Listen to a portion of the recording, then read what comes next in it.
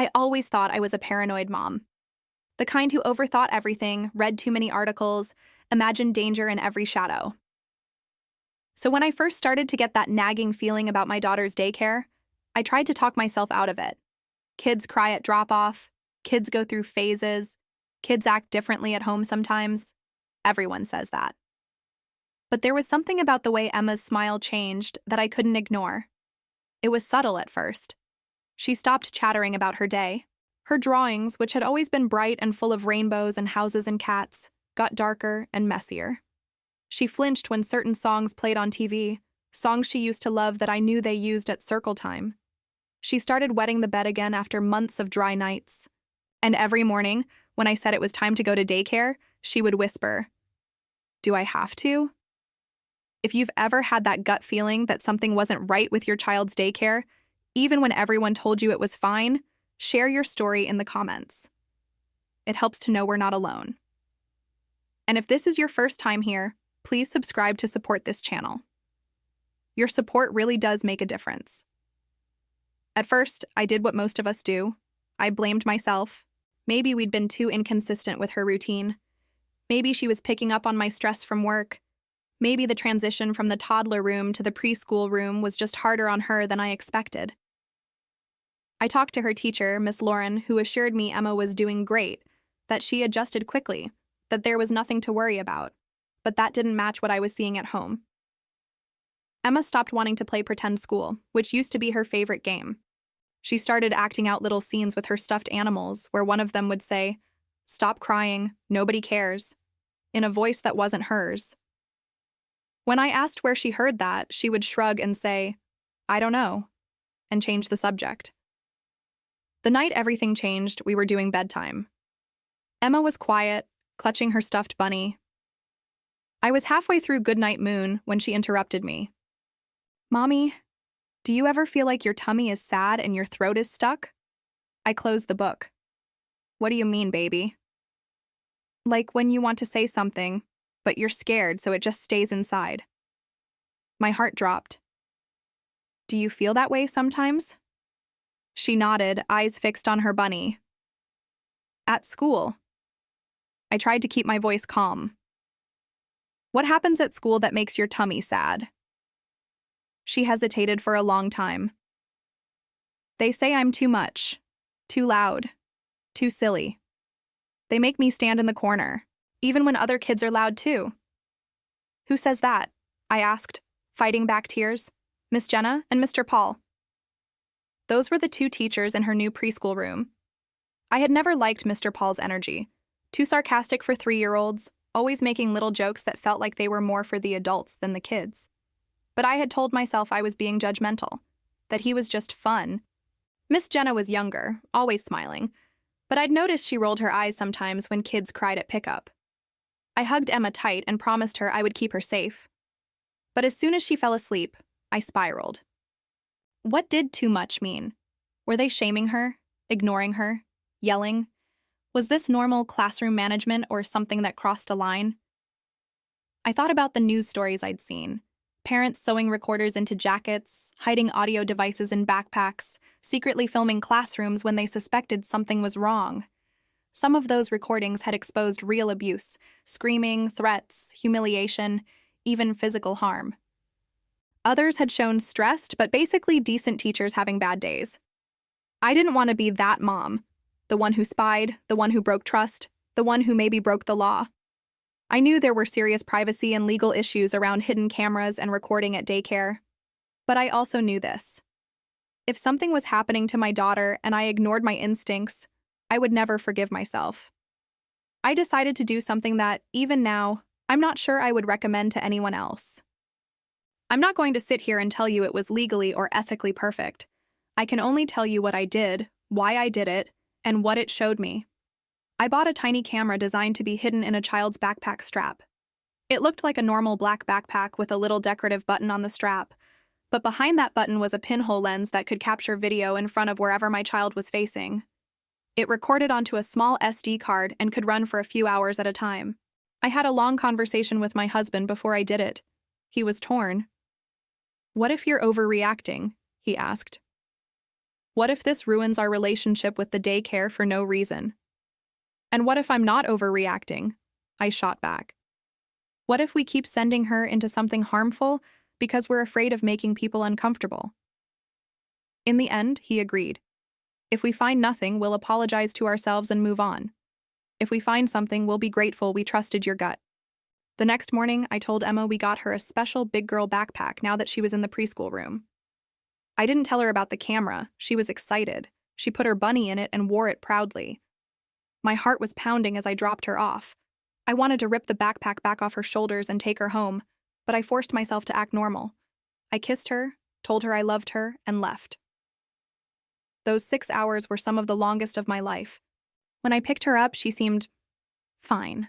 Not particularly happy, not particularly sad. Just quiet. I drove home with her, chatting about the snack they had and the book they read.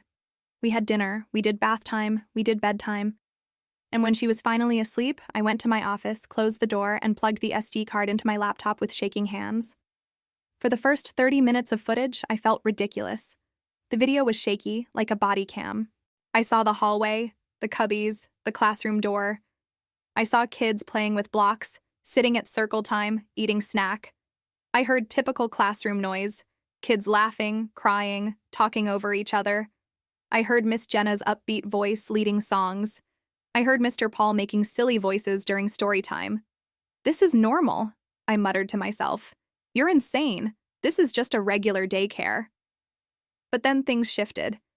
During transitions, the tone changed. A lot.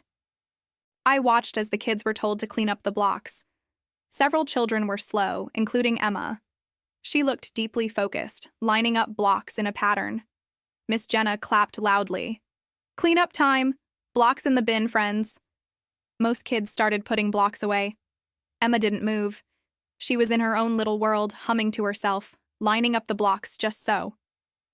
Emma, that means you too, Miss Jenna said, a little sharper. Blocks away now. We're done. Emma whispered. I'm not finished. Barely audible, but the microphone picked it up because it was right on her. You're finished because I said we're finished, Miss Jenna snapped. My shoulders tensed. It was a firm tone, but I told myself teachers have to keep things moving. Then Mr. Paul's voice cut in. Emma, you're holding up the whole class, he said. You're not the only kid here, you know. Stop being so dramatic and put the blocks away. She's not being dramatic, Miss Jenna muttered, but not in a defending way, more like annoyance. Emma put one block in the bin very slowly. Too slow, Mr. Paul said. Look at everyone else. They're done. Why can't you do what everyone else does? You're almost 4. This is ridiculous. The camera angle shifted as Emma's backpack moved. I could see her little hands shaking as she put the blocks away faster. Finally, he said, when she was done. See? Was that so hard, or did you just want attention?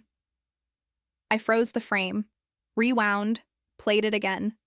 There was no cursing, no physical aggression, but the contempt in his voice made my stomach twist. Maybe this was just one bad moment, I told myself. One rough transition. I kept watching. Circle time. The kids were sitting in a semicircle on the carpet. Mr. Paul was leading a game where each child took a turn standing up to share something. When it was Emma's turn, she hesitated and then started talking about her bunny at home. Not about home, he interrupted. About school. Were you listening at all? Everybody else understood the directions. You always make everything harder, Emma. My jaw clenched. I watched Emma shrink in on herself, pulling at her dress, glancing around to see if the other kids were looking at her. A few were. One girl giggled. Snack time was worse. The kids sat at tables with little cups of water and plates of crackers and apple slices. Emma spilled a little water when she reached for her cup. Seriously? Mr. Paul said loudly. We do this every day. How hard is it to hold a cup? I'm sorry, Emma whispered. If you were paying attention instead of being in la-la land all the time, you wouldn't make such a mess, he continued. You're not a baby. Stop acting like one. Miss Jenna sighed. It's just water, Paul. Yeah, well, it's always something with her, he muttered, clearly audible on the recording. I felt physically sick. I skipped ahead. Outdoor play. A little boy pushed Emma off a trike. She fell, scraped her knee, and started crying. With the camera angle, I could see her on the ground, reaching for a teacher. Miss Jenna helped her up and checked her knee. "You're okay, just a little scratch," she said. But when Emma kept crying and reaching for a hug, Miss Jenna stiffened. "You're fine, Emma," she said impatiently. "We don't cry over every little thing. You're okay. Go play." Emma stood there, tears streaming, while Miss Jenna turned to help another child. No hug, no comfort, no time.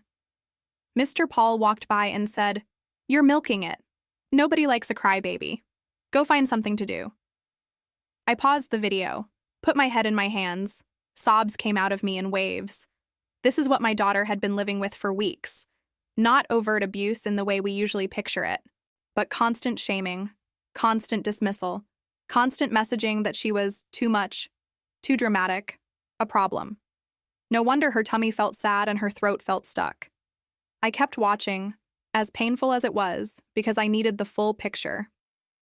There were good moments. Miss Jenna sometimes laughed with the kids, praised their artwork, read books with enthusiasm. But every time a child cried, every time someone struggled with a transition, every time someone was too loud or too silly, the response was cold at best, contemptuous at worst. And Emma seemed to be one of the kids who triggered them most. She was sensitive, intense, imaginative, the kind of child who feels everything deeply, the kind of child who, in the right environment, would bloom. In this environment, she was being systematically told that who she was made life harder for everyone. Around 4 p.m., the footage captured something that made everything crystal clear. The kids were doing an art project with paint. Emma was completely engrossed, tongue poking out in concentration, layering colors carefully. "Okay, time to clean up," Miss Jenna called. Emma didn't move. "Emma," Miss Jenna said sharply, "brush down, we're done." "I want to finish the wings," Emma said quietly. Mr. Paul walked over, exasperated. "Of course you do. You always think you're the exception to the rules." He grabbed the brush out of her hand and dropped it into the sink. Paint splattered across Emma's smock. She stared at him, stunned. Her lips started to tremble. "Don't you start," he said. "If you cry, you're going to the calm down corner. I'm done with the drama today." Her shoulders shook. She swallowed it down. Didn't cry. Just stood there, eyes wide, learning the lesson. Don't show feelings. Don't ask for what you need. Don't be yourself. I closed the laptop. I didn't sleep that night. I sat on the couch in the dark, replaying scene after scene in my mind. No one had hit her. No one had screamed profanity at her. No one had left her locked in a closet. If I showed this footage to some people, they might say, "That's just tough love. Those teachers are just stressed. That's normal." But I knew, in my bones, that this was not okay. Emotional safety is as real as physical safety. And my daughter was not emotionally safe in that classroom. The next morning, I didn't take Emma to daycare. Instead, I called in sick to work. I called my husband and told him everything. And then I called the daycare director, Mrs. Lopez, and asked for an urgent meeting. I wrestled with whether to mention the camera. I knew that secretly recording in a private daycare raised serious privacy questions and might even violate laws in some places.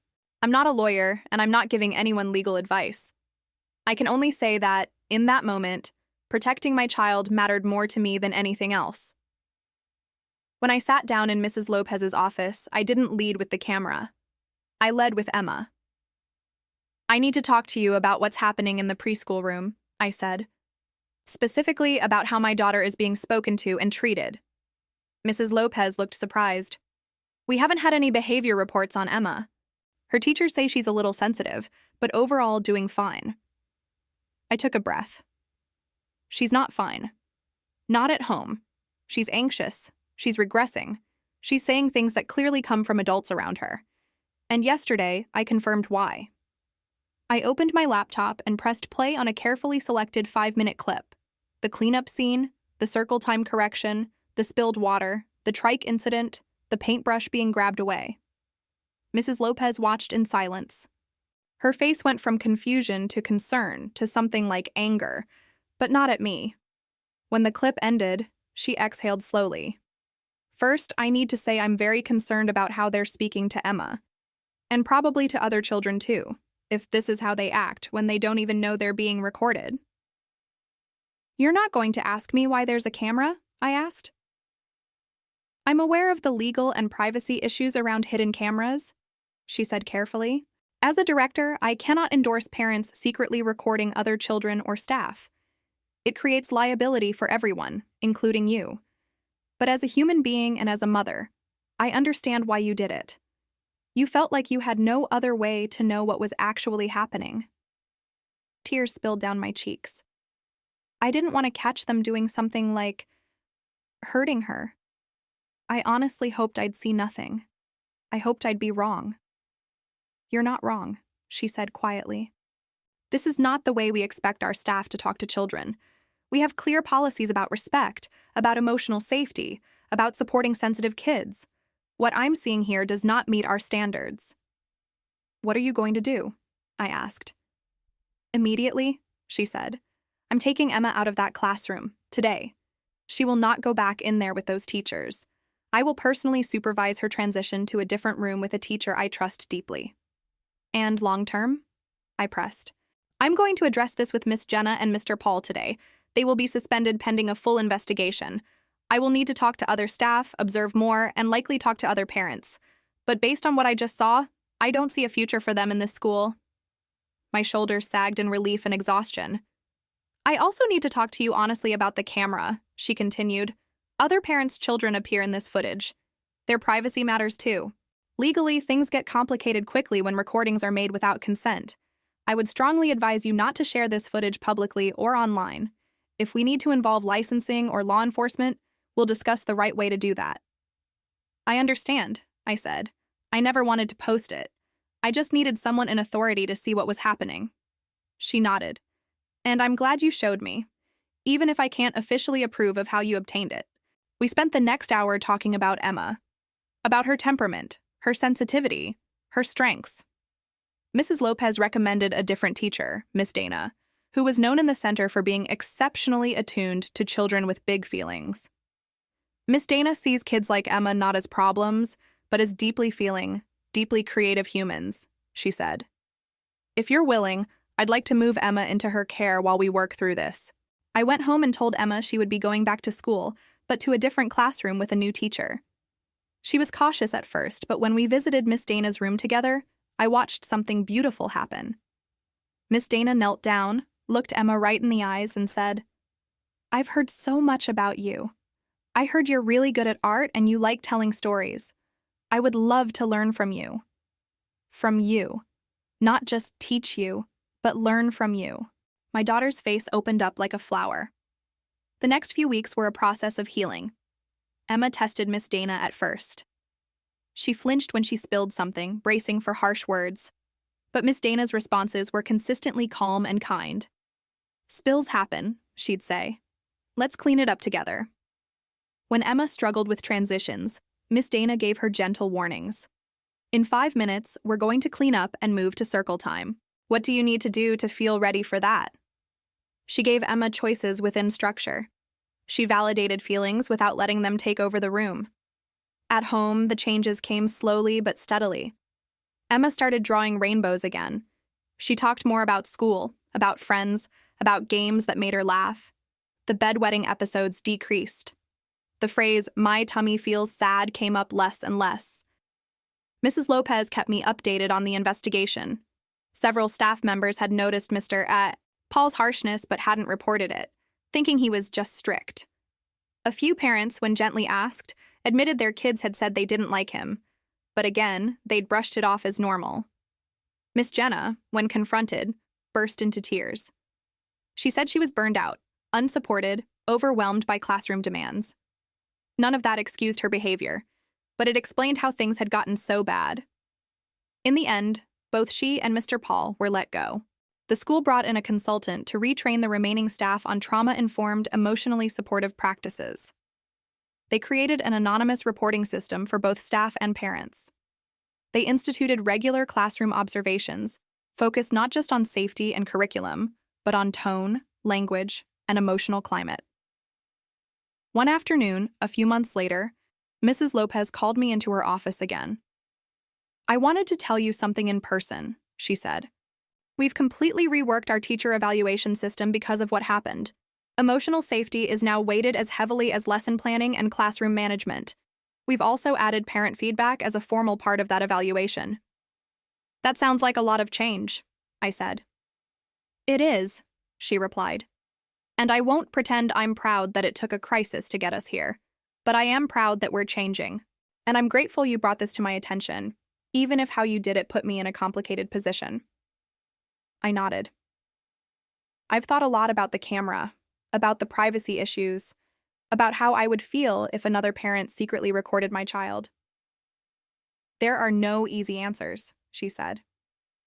Daycare camera laws are messy for a reason. We have to protect children's safety and also everyone's privacy.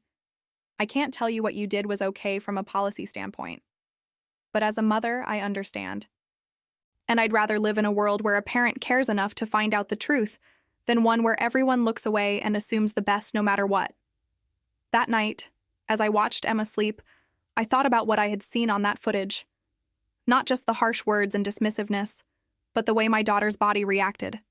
The flinches, the frozen posture, the way she swallowed her tears. I realized something important. Kids internalize the voices they hear the most.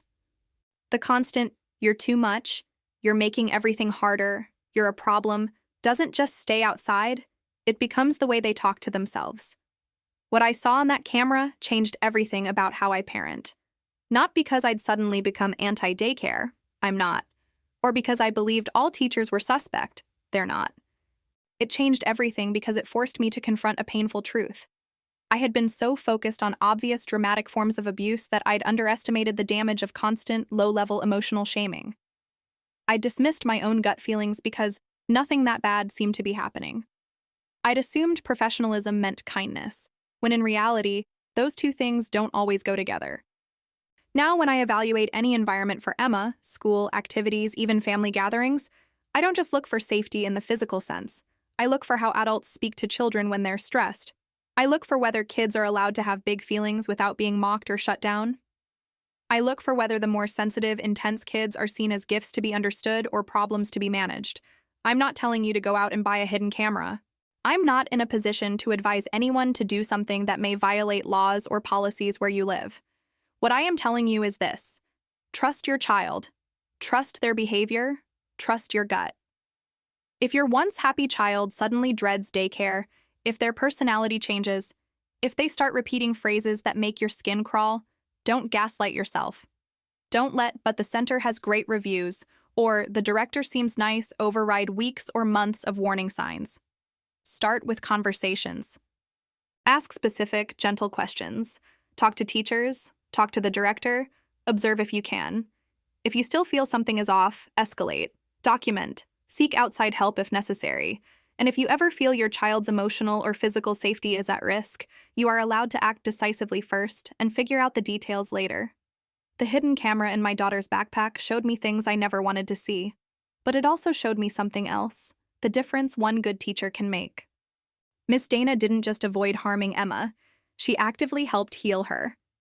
The same trust that had been broken in one classroom was slowly rebuilt in another, through patience, respect, and genuine care. We eventually moved Emma to a different preschool closer to our new house, with Mrs. Lopez's full blessing. This time I walked in with different questions. I asked to observe unannounced. I asked about how they handle sensitive kids. I asked what they do when they're having a bad day. I watched not just what they said, but how they said it. Emma is 5 now, thriving, confident, still sensitive, still intense, still wonderfully too much in all the best ways. But when I hear her play with her dolls now, the voices she uses for the teachers aren't cold or dismissive. They're kind, curious, patient. That tells me everything I need to know. If this story resonated with you, please share it with another parent who might be doubting their instincts. Tag someone who needs permission to take their child's emotional safety as seriously as their physical safety. And if you're a teacher watching this, thank you. For every time you choose patience over sarcasm, presence over dismissal, and curiosity over judgment. You may never know which child you're saving from years of self-doubt. And again, this isn't legal advice. If you're considering any kind of recording, always research the laws where you live and think carefully about everyone's privacy. But whatever path you choose, let it be guided by love and by the courage to see what's really happening. Sometimes what we find changes everything. Sometimes that's exactly what needs to happen.